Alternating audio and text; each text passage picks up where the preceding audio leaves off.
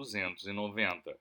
Disciplina a inscrição de pesos e capacidades em veículos de tração, de carga e de transporte coletivo de passageiros, de acordo com os artigos 117, 230, inciso 21, 231, inciso 5 e 10 do Código de Trânsito Brasileiro.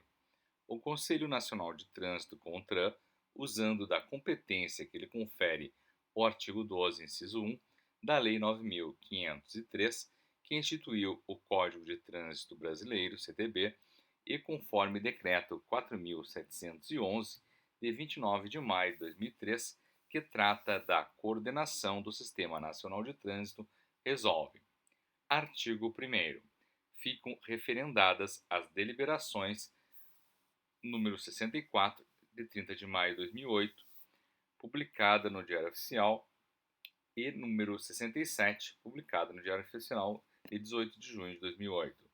Artigo 2º. Para efeito de registro, licenciamento e circulação, os veículos de tração, de carga e os de transporte coletivo de passageiros deverão ter indicação de suas características registradas para obtenção do CAT, Certificado de Adequação e Legislação de Trânsito, de acordo com os requisitos do anexo dessa resolução. Artigo 3º. Para efeito de fiscalização, independente do ano de fabricação do veículo, deve-se considerar como limite máximo de peso bruto total combinado o valor vigente na Resolução CONTRAN número 210, ou suas sucedâneas, respeitadas as combinações de veículos indicadas na Portaria 86 do DENATRAN, ou suas sucedâneas, desde que compatível com a capacidade máxima de tração e o peso bruto total combinado, conforme definidos nesta resolução, declarados pelo fabricante ou importador, mesmo que, por efeito de regulamentos anteriores, tenha sido declarado um valor de peso bruto total combinado distinto. Parágrafo único. Para efeitos de fiscalização de CVCs, combinações de veículos de carga, detentores de autorização especial de trânsito emitida conforme resolução do CONTRAN número 211 ou suas sucedâneas, prevalecem as informações de pesos e capacidades constantes do AET, com exceção do valor do CMT inscrito pelo fabricante ou importador. Artigo 4º. A responsabilidade pela inscrição e conteúdo dos pesos e capacidades, conforme estabelecido no anexo dessa resolução, será, inciso 1, do fabricante ou importador, quando se tratar de veículo novo, acabado ou inacabado. Inciso 2, do fabricante da carroçaria ou de outros implementos em caráter complementar ao informado pelo fabricante ou importador do veículo. Inciso 3.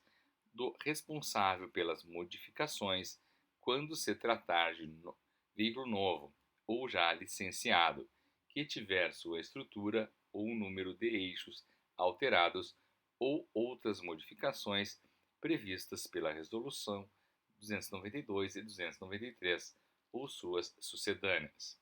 Inciso 4. Do proprietário do veículo, conforme estabelecido no artigo 5º dessa resolução. Parágrafo único. A adequação da inscrição dos pesos e capacidades dos veículos em estoque e em fase de registro e licenciamento deverá ser realizada pelos responsáveis mencionados nos incisos 1, 2 e 3 deste artigo, no prazo de 60 dias contados a partir da data de publicação desta resolução, mediante o fornecimento de plaqueta com os dados nela contidos. Artigo 5.